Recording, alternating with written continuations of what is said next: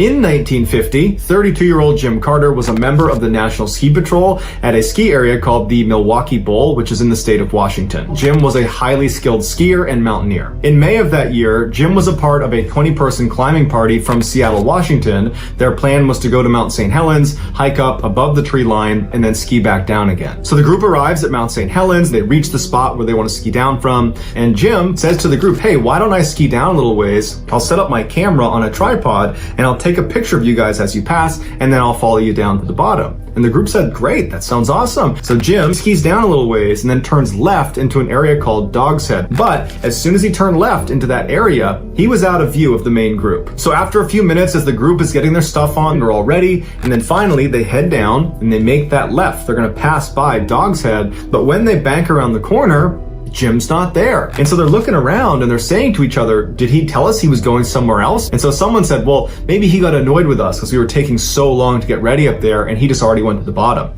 And so they agreed that's what he did. And so they got back together again and they headed down to the bottom. But when they got to the bottom, Jim wasn't there. And so the group started to get really worried and they contacted authorities. When the first search team arrived, they went up to the area where the group thought Jim had been setting up at Dog's Head. And as they were looking around, all they could find was this discarded film box. So not any film or camera inside, just a box that would have held the film. It was kind of buried in the snow. Near this film box, they found Jim Carter's ski tracks, and they were not angled south towards the bottom of the mountain where the whole ski group had gone. They were angled east towards Ape Canyon. And they followed Jim's tracks, and they said they never deviated. They were total straight lines, like he was not trying to slow down. In fact, he was trying to go as fast as he possibly could.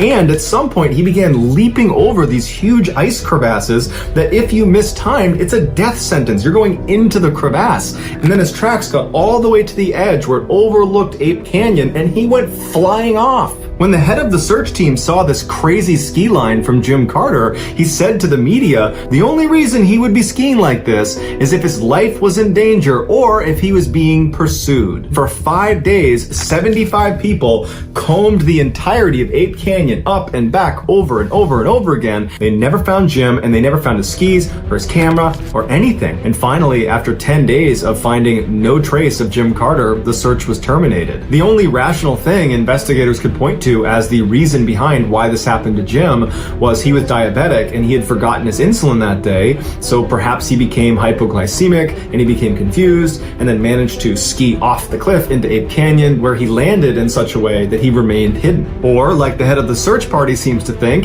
he was being pursued. But unless someone finds his body, we will probably never know for sure what happened to Jim Carter.